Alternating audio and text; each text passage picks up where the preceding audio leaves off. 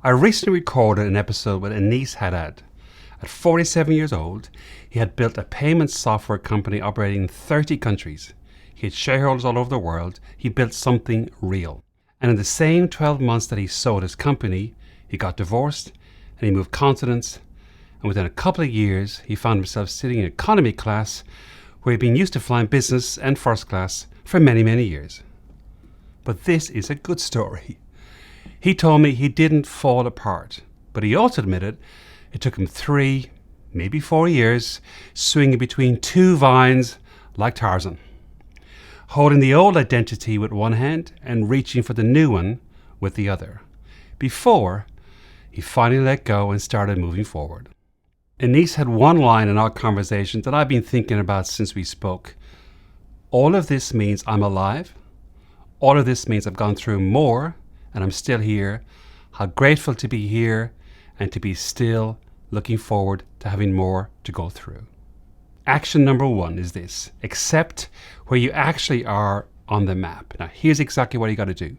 Get honest about which stage of life you're actually in, not the one you're performing. If you're between ages 45 and 65 and finding that the ambitions that used to drive you feel a little hollow, that's not failure. That's second adulthood. Aneace uses a framework of 4 stages. First adulthood is mid-20s to mid-40s. Second adulthood is mid-40s to mid-60s. Third adulthood is mid-60s to mid-80s. And fourth, beyond that. Now, he made a point that's really interesting. He said most leadership literature was written by people in their late 30s. It's written from the language of first adulthood, which talks about levels of achievement, ladders, gamification, achieve. If you're past that, you're still playing by those rules, you might be using the wrong map. The first action is simply to do this: find which is the right map for you. Now, this does work. Research from economists David Blanchflower and Andrew Oswald, published across multiple studies and tracked across 132 countries. They were tracking life satisfaction.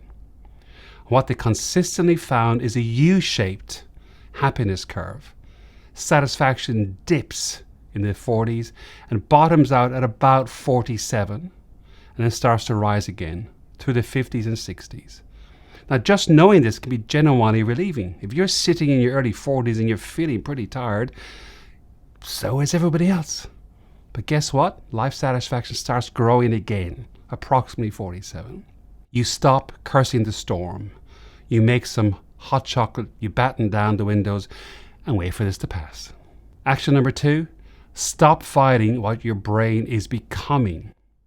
Now, here's the thing. If you're starting to forget names or blanking on details that you used to know perfectly, this is not a malfunction. This is a signal. It's a signal that your brain is reorganizing itself. The prefrontal cortex slows down in midlife. And what Aneace described is what neuroscience increasingly supports is the 2 hemispheres of the brain start communicating between each other around now and more richly as you get older. Pattern recognition improves. You get better at reading what's not being said. Your emotional empathy stays steady or increases, even as your cognitive sharpness shifts. So here's the action. Build a team around you that has sharper short-term recall and analytical horsepower that you don't need to prioritize any longer. And let yourself do what you're becoming genuinely better at. The bigger picture, the connections, reading the room, the intuitions, the real value. Now, we know this works. A neuroscientist by the name of Elk Goldberg wrote about this in a book called The Wisdom Paradox. And more research recently has continued to support what he wrote about. He found that while some cognitive tasks decline with age, the integration of experience and pattern recognition, research called this crystallized intelligence, it keeps growing well into the 60s and beyond. So the leader, the executive, the business owner who used to know every cell in the spreadsheet does not need to know every cell anymore. She or he needs to know what matters and why. Now, that's a different skill. It's a much harder skill, and it's the one that in second adulthood develops almost automatically if we let it. And by the way, The jury is out on whether AI can actually do this, at least yet. The third action, plant the "who will I be at 100" question. Now, in my interview with Aneace, he said he uses this exercise with his clients who are stuck. Men who feel like they're running out of runway and they're scared. The instruction is this: not to think your way to an answer, because you can't. It might be too far away for rational exploration. Instead, plant a question: who will I be when I'm 100? And take into whatever practice you have that is meditative. It could be walking, could be swimming, could be riding, could be sitting quietly. But don't force an answer. The question itself does the piece of work almost immediately. It expands your sense of what's still ahead. And for us men who've been quietly assuming that we're in the final stretch, it can be a significant mental unlock. And at some point, you get a flash of insight. There might be an image, might be a thought, might be a smell, there might be a sense of something that's not quite constructed yet, but it becomes a North Star to follow. Aneace said it took him 3 or 4 weeks. For me personally, it took me 3 years. This podcast and the surrounding business that we're creating around to support it is my North Star for the next 2 decades of my life. Now, I know that this process works. Viktor Frankl, famous Holocaust survivor, documented the power of future vision in his book, Man's Search for Meaning. He worked with prisoners to help them create vivid images of themselves in a future life, outside of prison, outside of the Holocaust. And they had measurably better survival outcomes in the camps than prisoners who didn't do it. Now, research from 2023 supports this in a journal called the Journal of Positive Psychology. And what I found is anybody who's able to create a sense of their future self, the degree to which people feel connected to their future self, it's a stronger prediction of their well-being, goal pursuit, reduced anxiety, and physical aging. Aneace's vision of himself at 100, sitting on a balcony above the tree line of Byron Bay, welcoming people to a retreat, he told me in our interview, has helped him turn down significant business that's pulling him in the wrong direction. When you know where you're going, it's easy to say no to things that will take you somewhere else. And the last action I want you to think about is this: shifting from resilience to joyful rejuvenation.